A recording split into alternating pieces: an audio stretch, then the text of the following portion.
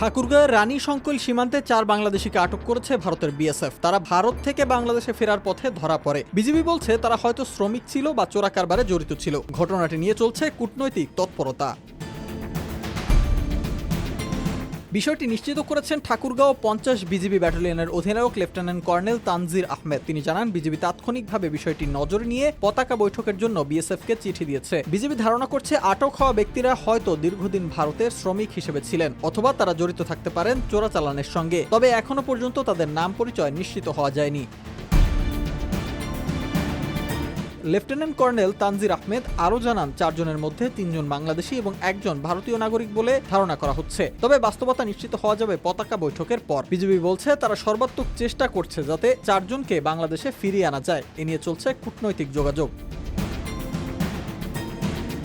এদিকে কাশিমপুর ইউনিয়ন পরিষদের চেয়ারম্যান আতিকুর রহমান জানান, বিএসএফ এর হাতে 4 জন আটকের খবর পেয়েই তারা এলাকায় খোঁজ নিয়েছেন, কিন্তু এখনো কেউ তাদের বিষয়ে কিছুই জানাতে পারেনি। তবে তিনি জোর দিয়ে বলেন, আটককৃতরা বাংলাদেশি নাগরিকই। তবে কেন, কিভাবে তারা ভারতে গেলেন সে প্রশ্নের উত্তর এখনো ধোঁয়াশায়।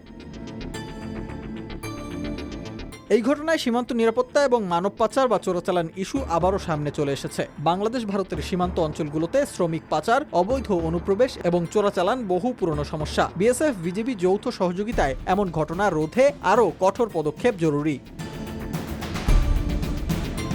সীমান্তে আটকের এই ঘটনা শুধু 4 জনেরই নয়, এটি একটি বড় বাস্তবতার প্রতিচ্ছবি। পতাকা বৈঠকের পর হয়তো জানা যাবে তাদের পরিচয়, কিন্তু প্রশ্ন থেকেই যায়, কেনই বা গেলেন তারা, কি ছিল তাদের উদ্দেশ্য, আর কতদিন এমন ঘটনা চলবে সীমান্তের এপারে ওপারে।